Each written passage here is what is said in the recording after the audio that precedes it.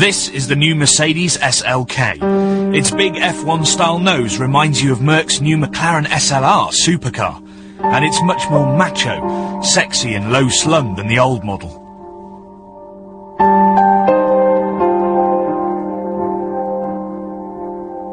It's on sale this summer at prices from around £27,000 to 35 grand, and on appearances alone it promises to be a really great car.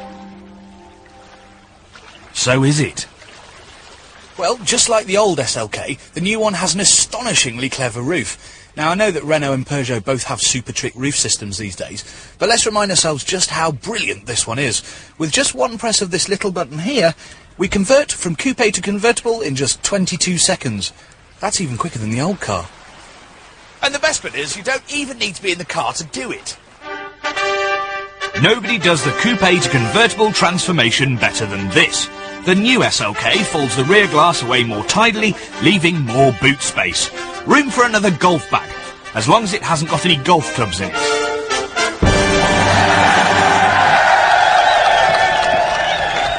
Inside we have revealed a rather dashing new interior.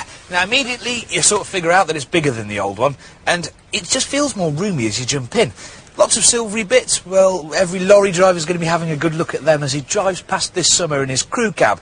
But I quite like these little dials here, which look like they're canted towards you, even though they're not. I can't help thinking that when you try and get your can out of there at 50 miles an hour, you're going to be spilling it all over the expensive electronics. But the best thing about this car are these seats. Very thin, magnesium framed. You slide into them, and immediately it feels like you're at home. It's like old Porsche 911s used to be. And also, if you check this out, this little vent here blows hot air onto the back of your neck when you're going fast. Mercedes calls it air scarf. I just kind of like the way it feels.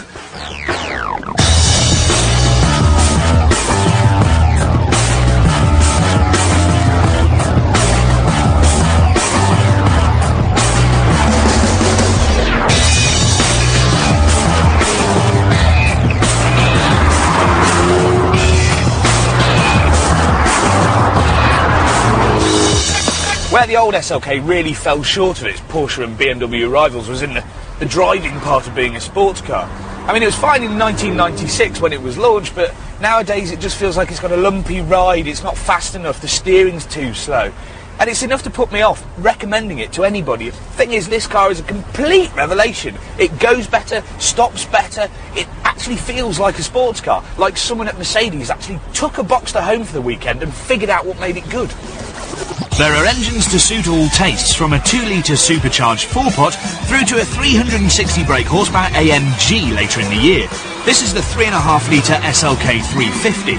It's not quite as zingly and top-endy as a BMW 6, but it's still very good. And there's a new 7-speed auto.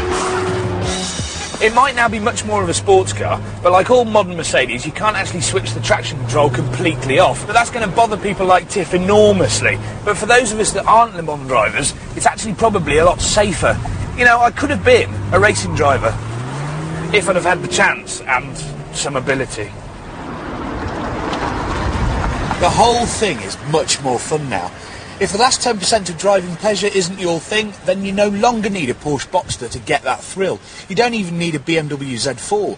What you do need is a new SLK. It's much easier to live with, it's got the coupe and the convertible, and it's no longer a disappointment when it comes to the drive.